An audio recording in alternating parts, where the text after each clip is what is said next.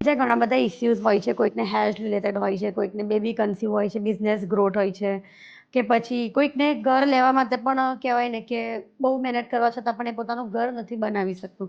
તો આ બધા માટે કયા ફેક્ટર કામ કરે છે, અથવા તો તમે એ લોકોને શું ઉપાય આપી શકો છો? તો આપણે બેન જ્યારે પણ કોઈને જન્માક્ષર જોઈએ ને, ગ્રહો જોઈએ ને, ત્યારે એની અંદર સમય હોય છે કે અમુક સમયે આપણે કહે ને યોગ ખુલે, લગ્નના યોગ.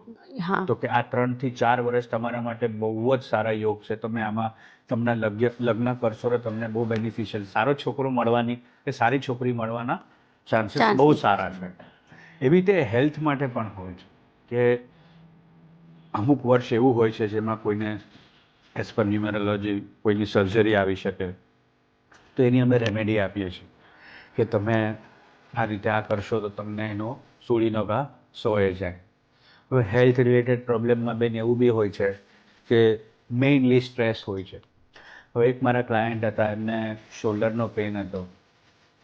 લગભગ 5 વર્ષથી એમને શોલ્ડરનો પેઇન રહેતો હતો. બધા ડૉક્ટર પાસે જઈ આવ્યા અને બધી જ દવાઓ કરી, મોંઘામાં મોંઘી દવાઓ કરી, એને સારું જ ન થયું. અને આફ્ટર 5 યર્સ જ્યારે મારી પાસે આવ્યા, ત્યારે આ બધી વાત કર્યા પછી એમની દીકરીના લગ્ન થયા. આપણે કન્સલ્ટેશન કર્યું પછી કે ભાઈ આ રીતે થશે. અને એના પછી આવ્યા ત્યારે મને કે હાર્દિકભાઈ, મેં એમને પૂછ્યું બેન તમારો શોલ્ડરનો પેઇન જતો રહે?